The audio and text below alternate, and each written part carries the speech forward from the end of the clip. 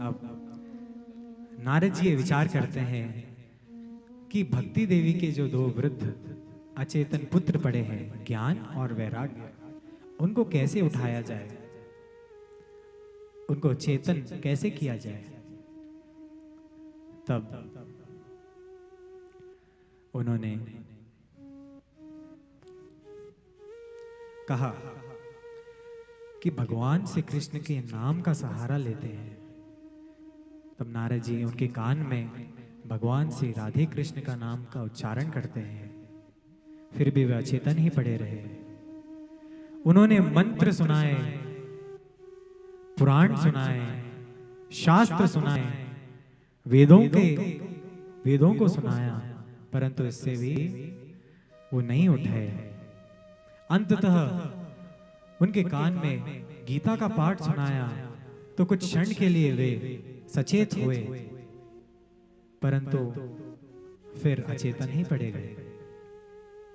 अब नारद जी विलाप करने लगे और उनको उठाने लगे। ज्ञान प्रबोध्यताम शीघ्रम रे वैराग्य प्रबोध्यताम। ये ज्ञान उठो, रे वैराग्य उठो। लेकिन कोई लाभ नहीं हुआ, सब निष्फल हो गया। इतने में ही एक आकाशवाणी हुई, हे नारद, इनके लिए तुम सत्कर्म करो, तभी ये सचेत होंगे। ऐसा कहकर आकाशवाणी लुप्त हुई। अब आकाशवाणी के बताए गए सत्कर्म को नारद जी ढूंढने लगे कि ये सत्कर्म क्या है, ऐसा कौन सा कार्य है, क्या ये दान है या कोई तप है या कोई यज्ञ है, अगर ये है तो कहां करना है, किसके द्वारा कराया जाए, इत्यादि सब सोचने लगे नारद जी। और सत्कर्म क्या है, उसी की तलाश में, उसी को ढूंढने के लिए वे इस मृत्युलोक पर विचरण कर रहे थे। और घूमते घूमते वे संत महात्माओं के समक्ष जाते हैं, उनसे प्रार्थना करते हैं कि आकाशवाणी के कथन अनुसार सत्कर्म क्या है। तब इस पर उन्हें कोई स्पष्ट उत्तर नहीं मिला। तब वे निराश हुए, अत्यंत दुखी हुए। तब उन्होंने अपने मन को एकाग्रचित्त किया और श्रीमन नारायण भगवान का ध्यान किया। और उन्होंने ये निश्चय किया कि वे बद्रिकाश्रम जाएंगे और भगवान की तपस्या करेंगे। भगवान की तपस्या से उनकी समस्या का समाधान अवश्य ही उन्हें मिलेगा। ऐसा विचरण करते करते करते करते वे बद्री नारायण में प्रवेश किए और अकस्मात उनके समक्ष उनके चार अग्रज सनक, सनंदन, सनातन और सनत कुमार, उनके दर्शन उनको प्राप्त हुए। ऐसा आपसे भेंट हुई है, हे मेरे चार अग्रजों, वो सत्कर्म क्या है वो आप बताइए। ऋषि कुमार कहते हैं, मां चिंताम कुरु नारद हर्षम चित्ते समावह श्रीमद् भागवतालापः सतु गीतः शुकादिभिः।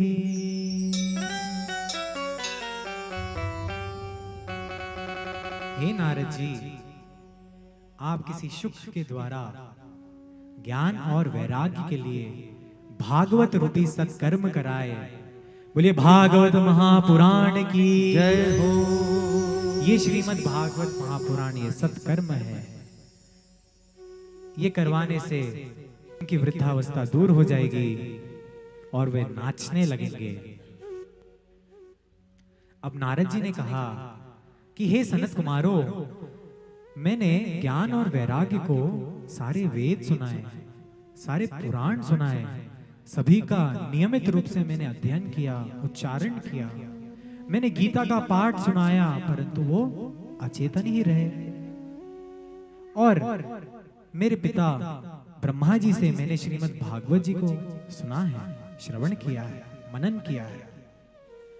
और श्रीमद् भागवत जी में वेद, उपनिषद, इन सब का सार ही श्रीमद् भागवत है। जो काम वेदों से नहीं हुआ वो भागवत से कैसा होगा? तब सनत कुमार कहते हैं कि हे नारद जी, वेद रूपी वृक्ष का पका हुआ फल ही श्रीमद् भागवत महापुराण है।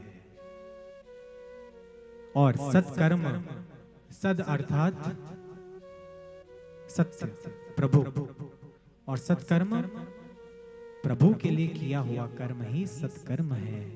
और ये सत्कर्म श्रीमद् भागवत जी है।